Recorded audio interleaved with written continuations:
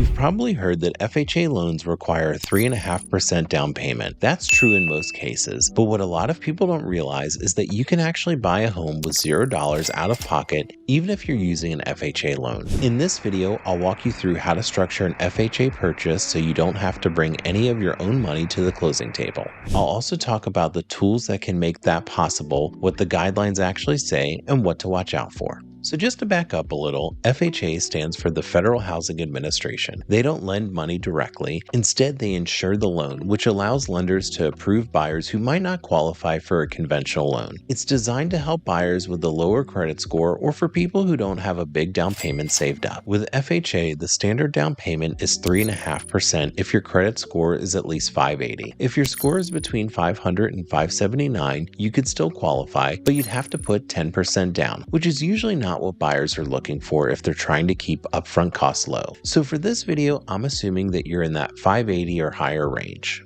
Now, the down payment doesn't have to come from your personal savings. You can use gift funds, down payment assistance programs, seller credit, or even a combination of all three. These options can be layered together to help you reach that zero out-of-pocket goal. Let's start with gift funds. FHA allows you to use gift money from certain people to cover all or part of your down payment. That can be a family member, a fiancé, a domestic partner, an employer, or a charitable organization. Sometimes even a close friend can gift you money as long as there's a clearly documented relationship and the lender approves it. Here's how it works. The person giving the gift has to sign a letter saying the money is a gift and they're not expecting to be paid back. That letter usually includes the amount, the date of transfer, and the address of the home. Then the lender will want proof the donor had the funds available, usually just one bank statement showing money in their account. But this is just a general guide, so talk with your lender to find out the exact details. You can go to my website at workwithdang.com for free resources like a quick start home buying guide and a home buyer's course. I can help you find a real estate agent in your area.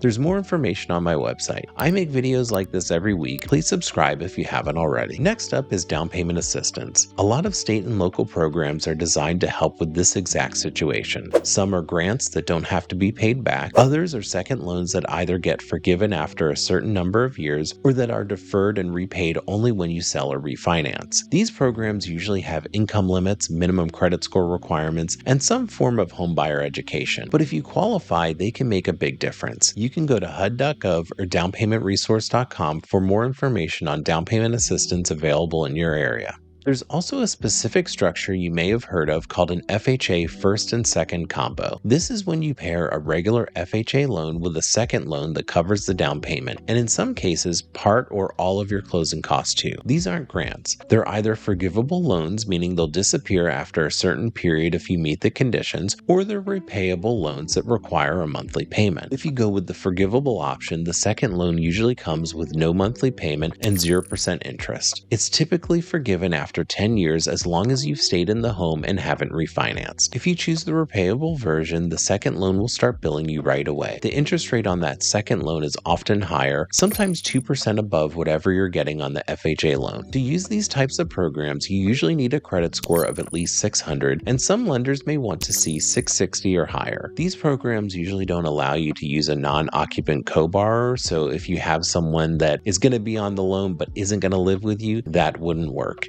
And you typically can't buy down the interest rate with extra cash. They're also not available through every lender. You'll need to find a lender that offers the program. Sometimes it's called the Chenoa Fund or National Home Buyers Fund. These aren't available in every state. I believe New York is one state that doesn't have it since they have tighter restrictions. Now let's talk about seller credits. FHA allows the seller to contribute up to 6% of the purchase price toward your closing costs. These credits can be used to cover things like lender fees, prepaid taxes, insurance, and the upfront mortgage insurance premium. They can't be used for the actual down payment, but if you've already got the down payment covered through gift funds or a second loan, seller credits can help you take care of everything else. That's really how the zero down structure works. The down payment comes from a gift or assistance, the closing costs are covered by seller credits or sometimes additional assistance, and in the right situation, that adds up to no money out of pocket from you. Let me give you a quick example of how that could look. Let's say you're buying a home for $250,000. The down payment at 3 3.5% would be $8,750. Then let's say closing costs come in around $7,000. If a family member gives you $8,750 for the down payment, that part's covered. Then you get a $5,000 grant from a local down payment assistance program and a $2,000 seller credit. That adds up to the full $7,000 in closing costs. So in this scenario, you wouldn't need to bring any money to closing. Now, is it really possible? Yes, but I think it's important to talk about what can go wrong too. First, most of the time you're going to be paying mortgage insurance. FHA loans have an upfront mortgage insurance premium that's 1.75% of the loan amount. Most people roll it into the loan so they don't have to pay it out of pocket, but it's still there. Then there's monthly mortgage insurance. That's based on your loan amount and loan-to-value ratio, and most borrowers end up paying around 0.55% of the loan annually, split into monthly payments. That's based on your loan amount and loan-to-value ratio, and most buyers end up paying around 0.55% of the loan annually, split into monthly payments.